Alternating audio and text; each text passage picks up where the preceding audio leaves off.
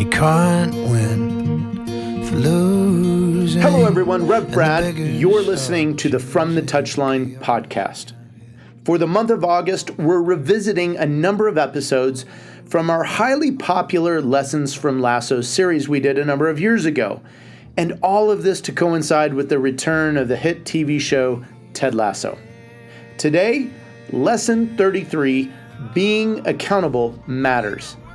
This episode originally aired June 8, 2022, and today we talk about accountability and why it matters in life, in faith, and in football.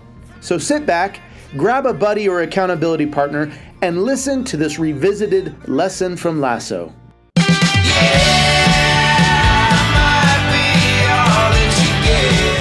The evening is ended and most of the party has left the room.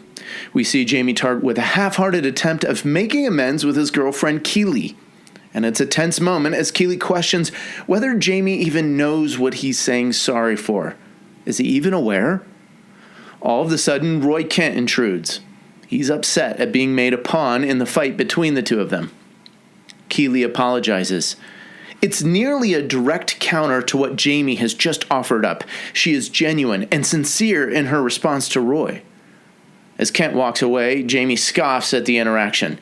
We can tell that Keely has thought about Rebecca's words and wisdom earlier in the ladies' room because she tells Jamie, being accountable matters. Being accountable matters. Does being accountable really matter, though? In our day and age, and even in the global sport of football, this seems to be maybe aspirational, but not really real. If we look at the past few years here in the U.S., the sexual abuse scandals that have rocked the National Women's Soccer League, or if we consider the corruptions which always seem to plague FIFA and the global game. I've heard of professional teams not paying wages to the athletes. I've heard of teams offering coaches and executives a contract 1 minute and then withdrawing it just moments later after a bad result or someone else has whispered in the ear. Collegiate teams that lead a player and family along with promises of scholarship monies and a place on the team. Or the vice versa, a player and family leading a college coach and program along that school is the first choice before signing with another program at the last minute. As a chaplain, I've heard countless stories of athletes and coaches being maritally unfaithful while traveling away on the road. Who holds anyone accountable for these things? So much of football is one failed promise after another.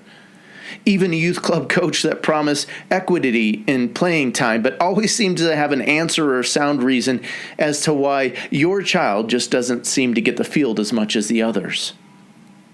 As a chaplain, and more importantly as a Christian, I do believe that one day the wrongs that happen will be righted. If not in this life and time, then in the next.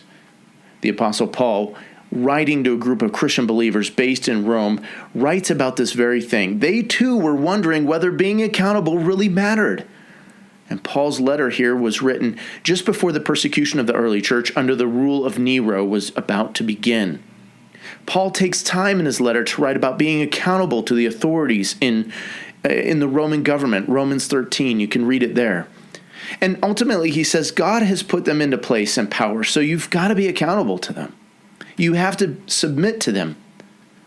Paul goes on, though, to declare that even in the attitudes and treatment amongst church members to each other, that love and grace, especially on matters that are debatable, ought to characterize our lives. He writes in Romans 14, verses 10 through 12, he says, "You then, why do you judge your brother or sister? Why do you treat them with contempt? For we will all stand before God's judgment seat. It is written, as surely as I live, says the Lord, every knee will bow before me, every tongue will acknowledge God. So then, each of us will give an account of ourselves to God." So you see, my friend, being accountable matters. And it matters because not only are we commanded to treat and live amongst one another in a certain way, but because ultimately we are accountable for our actions before God Himself. There will be a day of reckoning, a day when we will stand for account of everything that we've done and everything that we've not done. Will you and I be ready for that day? My friend, maybe you've been hurt and wounded like Keely, or maybe you've been the offender like Jamie. there is a pathway toward healing, toward reconciliation, and there will be justice one day. Remember, being accountable matters, and of this you can be assured. Well, thanks for listening to this lesson from Ted Lasso. This is Rev Brad coming to you from the Touchline.